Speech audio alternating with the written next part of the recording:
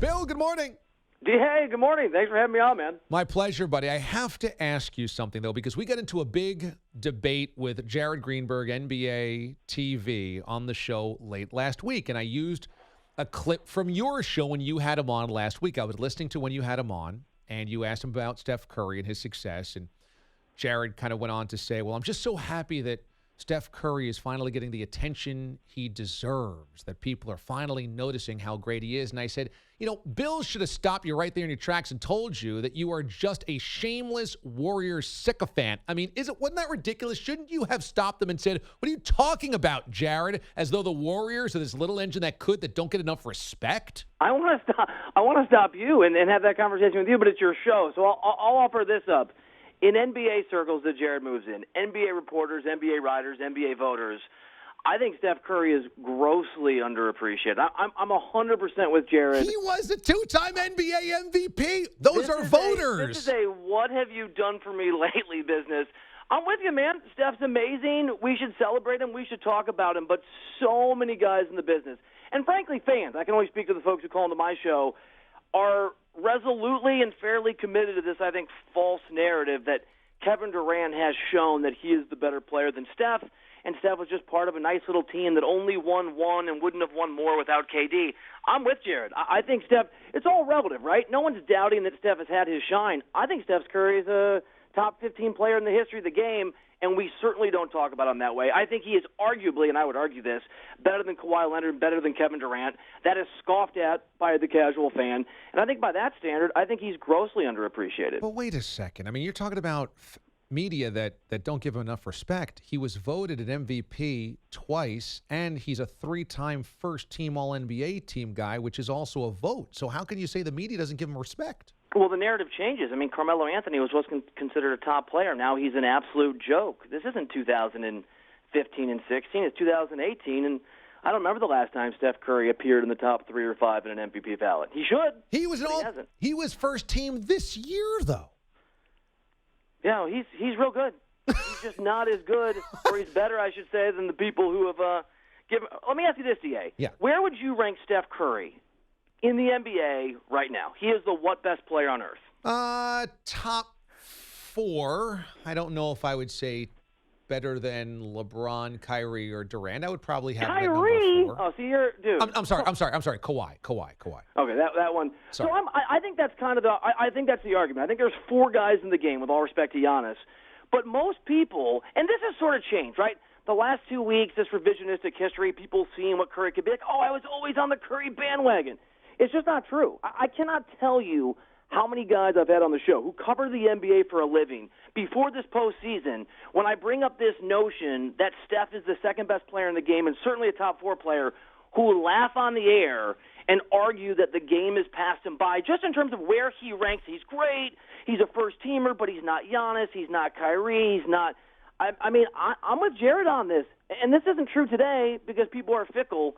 But 3 weeks ago, absolutely, 5 weeks ago, Steph Curry did not get the respect that he deserves. No one is saying about LeBron James, even with all the sort of garbage this year, yeah, he's a top 10 player, but he's not, a top 3 player anymore. I think Steph has deserved the same exact accolades, and I don't think he's gotten them. Bill Reiter joins us here on the DA show on CBS Sports Radio. Do you think the fact that Kevin Durant is making the trip to Toronto suggests that the Warriors are a little worried about losing games, 1 or 2? Yeah, it's really interesting. It's a great question. I think it's one of a couple things. He may be closer than we think he is, though I utterly doubt he's going to play in the first 2 games. I also know, and I certainly think, and I know Kevin Durant's a very sensitive guy when it comes to the way people perceive him. And we've seen the ridicule Kyrie Irving got last year in the Eastern Conference Finals when he missed, Game 7, I think, of that series for some eye appointment. And I sort of buy the notion that KD, if he's well enough to travel, wants to be with his guys and support his guys and be around those guys, even if he's probably leaving. So it's probably a mixture of things, but I think you're right. I mean, if he's close enough that he shouldn't play in Game 2, but maybe he can, if they lose Game 1, maybe there's an outside chance they see if Durant's able to go a little early, and maybe there's a little concern, and there probably should be, because Kawhi is such a stopper. you have a Kevin Durant on the floor, at a minimum, it takes Kawhi away from trying to slow down the rest of the guys. So we're all hoping that it's a competitive series, although I feel very burned because I thought that maybe the Blazers series was going to be at least competitive, and it obviously was not. Is it fool's gold to think that because the Raptors have home court advantage, start out the first two, and the Warriors are at least for now without Kevin Durant, that this can be a competitive series? I don't think it's fool's gold. I really want it to be true. You know, we have to do these predictions on the radio and for me over at the website, and I hate doing them. But I went Warriors in 5 because if I have to err on the side of like which version of the NBA Finals I think will play out, I think it's going to be Warriors winning fairly easily. I mean, this Warriors team is not a team that's going to take their foot off the throat of their opponent the way Milwaukee did in that Game 3 overtime, double overtime. Giannis doesn't score and either fouls out early in that second overtime. So I think the Warriors are going to get it done with or without Durant, but the last time we saw Kawhi Leonard healthy as a Spur, he helped put his team up, 20-some points against the Warriors, got hurt. Warriors came back, won that game, obviously went on to win that series in the championship. So, I mean, if anybody can make a run at confounding the Warriors and upending the narrative, it's probably a Kawhi Leonard-led team. Is there a scenario you could envision where Kevin Durant stays this offseason? I mean, he's such a complicated guy, and I won't pretend to be connected with his circle because I'm not, and I'm pretty critical of the guy, and he reads and listens to everything. He's feeling all the feels. So I don't know what he's thinking. I know this. People in Golden State, people around the NBA don't think he's staying. They're fairly confident he's leaving, but they always hedge with Kevin's a complicated guy, and maybe he'll decide to stick around. I think really, DA, it depends on what plays out in the finals, just like it did a few years ago when it really mattered that Oklahoma City collapsed 3-1, and then the Warriors collapsed 3-1 against Cleveland. I think that combination is why he could go to Golden State. It just depends how Kevin Durant feels about himself and Draymond Green and his reputation. So yeah, I think he can stay, but all things being equal, Warriors win this thing in 5, KD doesn't come back, Steph gets all the love in the NBA Finals, it's Steph's team again. I think it's very likely he's a Clipper or a New York Knick next year. Bill Reiter joins us this morning on the show before Game 1 of tomorrow night's NBA Finals. You're closely connected with the Lakers. You're in L.A. once again. The story that popped yesterday, what was the most alarming part of the dysfunction that ESPN.com unfolded there? Yeah, for me, the most alarming part was calling some people in the Lakers to see, because you know how this goes. Sometimes people write anonymously sourced stories. You call the people who work in that organization, and they tell you it's garbage, right? And you kind of believe it.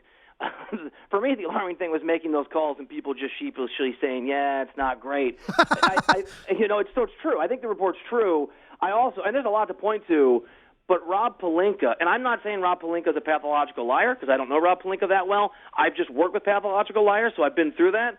Rob Pelinka, if the allegation and the anecdote is true and it's reported, bragging about setting up with Kobe Bryant a lunch with a dead Heath Ledger.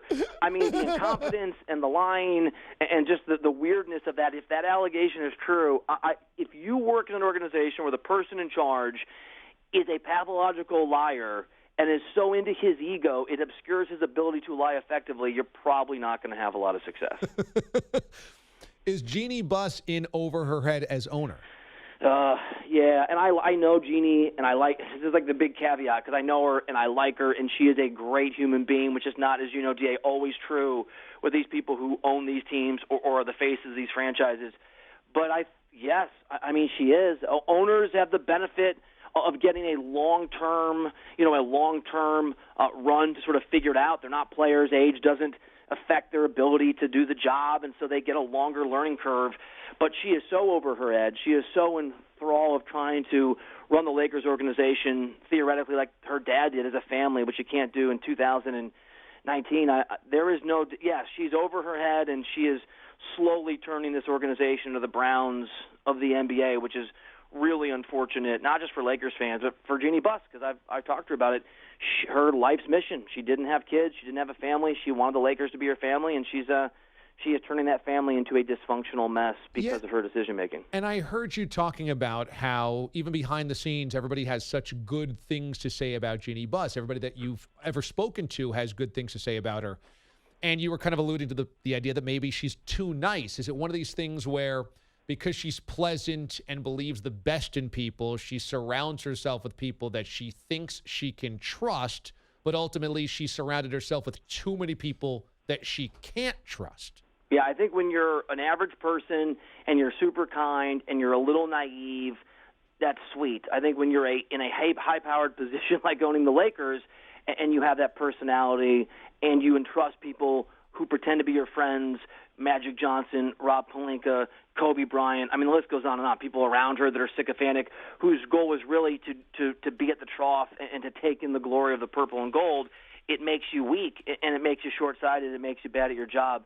And it's not just kindness, right? Because she's kind, but she also believes completely that this organization is a family and that that's what makes it special, and that everyone that she's ever known as a Laker loved her because she was a part of the Lakers organization, and they were too, not realizing that most of these people, Kobe Bryant, Magic Johnson, Rob Pelinka, all these folks, they weren't born as daddy's little boy or little girl into a whole bunch of money and the princess, in this case, of the future kingdom that is the Lakers. They had to fight and grind and have talent to get there, and they see the world in much more cutthroat terms than she does. Bill Reiter, you should listen to him every single night, 6 until 10 p.m. Eastern Time, right here on CBS Sports Radio, 3 until 7 Pacific Time. He's all over the NBA Finals every single night. CBS Sports HQ as well. He's done a wonderful job taking over for our old time slot. And the one thing I will say is I can't believe Stu is sending you such creepy text messages in the middle of the night. It's really it's gotten out of control, DA. I was going to ask you about it off air. Just how do you manage a producer when it's not just an ego that's out of control, but it starts to be really creepy and weird. And once he took up the motorcycles and the leather and the spikes and the bikes, I got to be honest, man, it's been downhill. He's just a harsh personality to be around. You know, he's just always always flaming takes. Dude, just take a breath. Mix in some happiness. Mix in some joy. Be chill. Bill Reiter, follow him on Twitter at Sports Reiter. Good stuff, Bill. We'll be listening, buddy. Thanks, brother. Okay, Bill Reiter joining us this morning on the show.